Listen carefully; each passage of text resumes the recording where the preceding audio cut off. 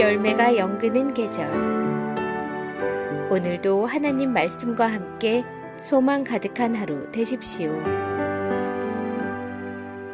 안녕하세요, 성도 여러분. 9월 30일 말씀 묵상 시작하겠습니다. 오늘 함께 나눌 말씀은 로마서 11장 32절 말씀입니다. Romans chapter 11 verse 32 함께 읽겠습니다. 하나님이 모든 사람을 순종하지 아니하는 가운데 가두어 두심은 모든 사람에게 긍휼을 베풀려 하심이로다. 아멘. 여러분 혹시 1000피스짜리 퍼즐을 해본 적 있으십니까? 1000피스 퍼즐을 다 맞추면 그 사이즈가 가로 27인치, 세로 20인치 정도 되는데요. 퍼즐을 완성하는 데까지 걸리는 시간이 퍼즐 경험이 많은 사람은 5시간에서 8시간, 초보자는 12시간에서 20시간 정도 걸린다고 하니까 제법 큰 퍼즐이라고 할 수 있죠. 물론 퍼즐을 구입할 때 그 퍼즐의 완성된 이미지가 퍼즐 그 케이스에 나와 있기 때문에 일반적으로는 어떤 그림인지 알고 있는 상태에서 퍼즐을 맞춥니다. 그런데 만약에 퍼즐의 큰 그림을 알지 못하고 퍼즐을 맞춘다면 어떻겠습니까? 훨씬 더 어렵겠죠. 퍼즐 조각을 보면서 도대체 이 조각들은 어디에 맞는 건지, 무슨 그림이 될지 전혀 감이 오지 않습니다. 한 부분을 거의 완성해 갈 때 색깔도 비슷하고 모양도 비슷한데 아무리 넣어도 맞는 퍼즐이 없을 때 그냥 포기하고 싶은 생각도 들지요. 그런데 시간이 지나고 점점 큰 그림이 드러날 때쯤 되면 처음에 의미 없어 보이던 그 조각들 하나하나가 이 그림에 꼭 필요한 부분이었다는 것을 알게 됩니다. 우리 인생도 하나님의 구원 역사도 마찬가지입니다. 우리의 삶 속에서 일어나는 일들이 때로는 참 혼란스럽고 모순 같아 보이기도 하고 이해가 되지 않을 때가 참 많지요. 그러나 하나님은 그 모든 조각들을 구원이라는 하나의 큰 그림 안에서 정확하게 맞추어 나가고 계십니다. 오늘 본문 로마서 11장 25절에서 36절 말씀은 로마서 9장부터 시작된 큰 퍼즐과 같은 하나님의 구속 계획을 사도 바울이 찬양하면서 마무리하는 부분입니다. 본문을 다 읽어보면 아시겠지만 오늘 본문은 단어도 참 어렵고 신학적으로도 깊은 내용을 담고 있어서 읽다가 보면 이게 무슨 말이지? 유대인과 이방인, 나랑 무슨 상관이 있는 말씀일까 하는 생각이 드는 그런 본문이죠. 그렇지만 한 가지만 기억하면 됩니다. 이 큰 하나님의 구원의 퍼즐 안에 저와 여러분도 있다는 사실이죠. 하나님은 유대인뿐만 아니라 이방인도 어떤 조건이 아니라 자비로 구원하십니다. 인간이 어떤 조건을 충족해서 구원을 받을 수 있다면 그건 인간에게 큰 영광이 되겠죠. 그런데 모든 인간은 그 조건을 스스로 충족시켜서 구원을 받을 수 없습니다. 그래서 하나님은 자신의 자비로서 인간을 구원해 주셨습니다. 그렇기 때문에 이 모든 구원 계획에 대한 영광은 하나님께 있다고 사도 바울은 찬양합니다. 짧은 시간이지만 오늘 본문을 살펴보면서 하나님의 자비가, 하나님의 긍휼이 어떻게 인간의 실패를 다시 맞추어 가시는지, 그리고 우리는 그 큰 그림 안에서 어떤 자세로 살아가야 하는지에 대해서 묵상할 수 있기를 바랍니다. 먼저 오늘 본문 25절을 함께 읽어보겠습니다. 25절입니다.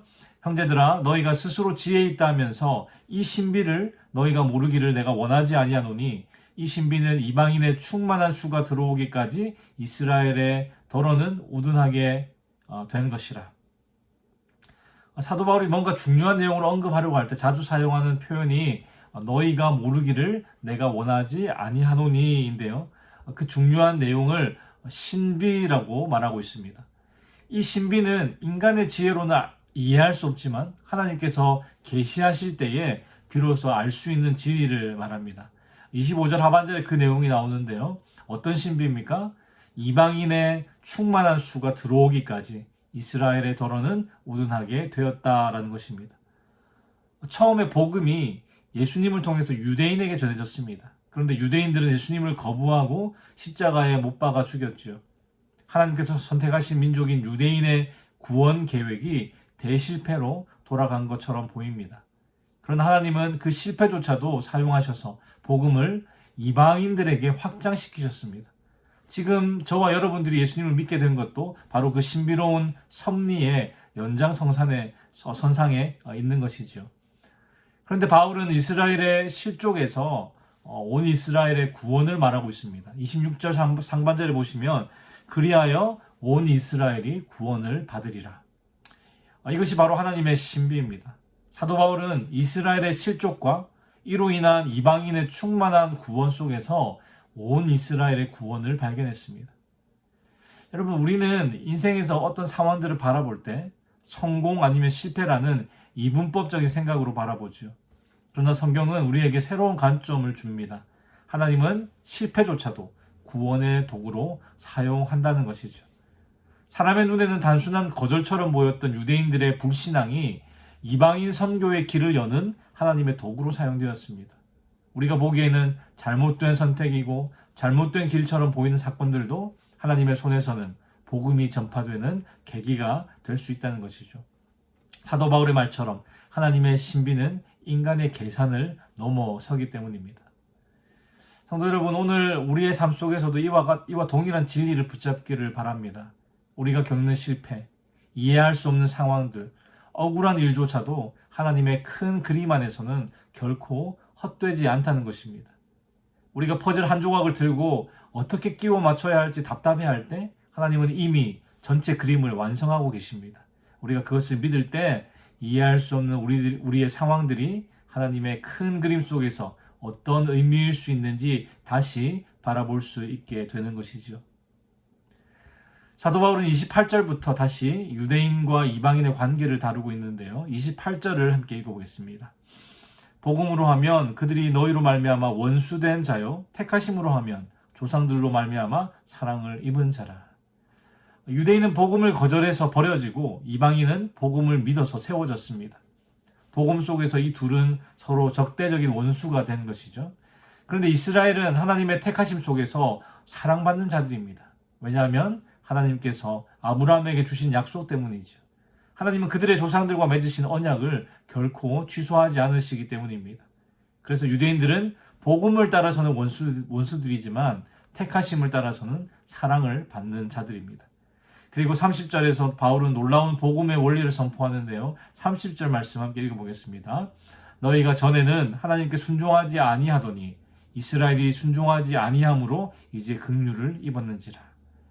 유대인이 거절해서 오히려 이방인의 구원으로 이어졌고 다시 이방인의 구원이 유대인의 회복을 자극하는 결과를 낳았습니다.